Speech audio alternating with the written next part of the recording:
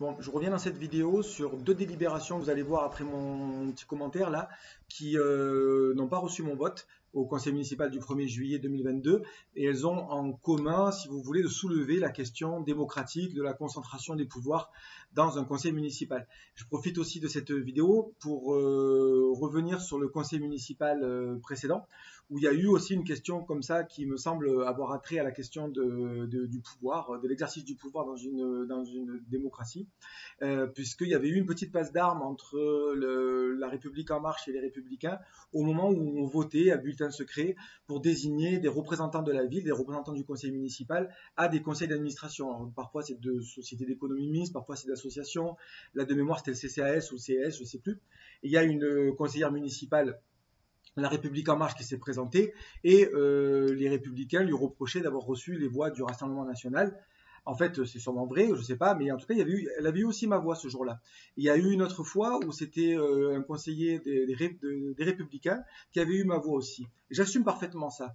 Pourquoi? Parce que je considère que quand on doit désigner des élus, des représentants de la ville à des conseils d'administration, de sociétés d'économie mixte, de grosses associations, ou de CIAS ou de CCAS, on demande d'élire 4, 5, parfois là c'était 6 élus. Franchement, sur les 6 élus, s'il y en a 5 qui appartiennent au Parti communiste et socialiste, et qu'il y en a un qui appartient à la République en marche, aux Républicains, ou pourquoi pas à la France insoumise, parce que parfois j'ai été aussi candidat, c'est pas grave, c'est même une bonne chose. Ça permet d'aérer la démocratie, ça permet d'offrir plus de contrôle, parce que contrairement à ce que dit le maire quand il parle de confiance, tout n'est pas une question de confiance, mais une question de contrôle.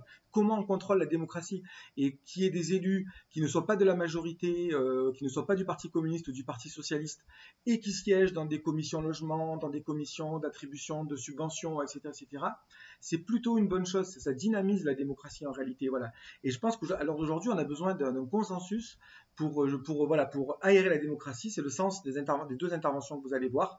C'est cette réflexion-là que je voudrais ouvrir, ni plus, mais surtout pas moins. Voilà. Donc là, vous allez voir deux interventions que j'ai faites. La première, c'était lorsque le maire souhaitait pouvoir rester PDG, bien qu'il avait dépassé la limite d'âge des 80 ans pour Maritima Media.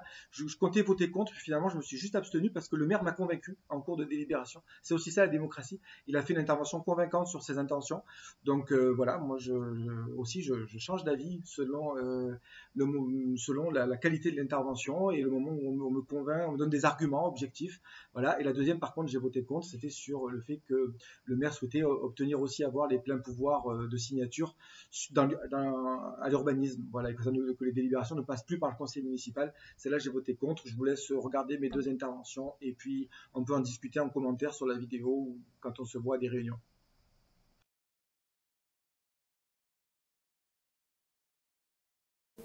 Oui, moi je veux bien, merci. Je pense pas que je vais la voter, en fait, j'ai rien contre le président, mais j'ai deux raisons quand même qui vont justifier mon vote. La première, on va dire, elle est d'ordre philosophique ou politique, je sais pas. Je trouvais que ça aurait pu être l'occasion de sortir d'une logique un peu trop saillante, je trouve, de centration ou de concentration, je sais pas, des responsabilités à laquelle j'adhère pas. Et la deuxième, elle est pragmatique. Je me dis que ça doit être compliqué quand même d'être à la fois maire, président du conseil de territoire, enfin ce qu'il en reste, PDG de Maritima, de la Sémivim, de la Sémovim, tout ça, et qu'au final, dans les faits, ça demande en fait de déléguer non pas à un autre élu, mais à je sais pas, des directeurs, directrices, responsables, etc. La gestion, et c'est pas toujours une bonne idée. En tout cas, pour ces deux raisons, où je m'obstiendrai, je vais voir la discussion, mais voilà, je serai pas favorable. Merci.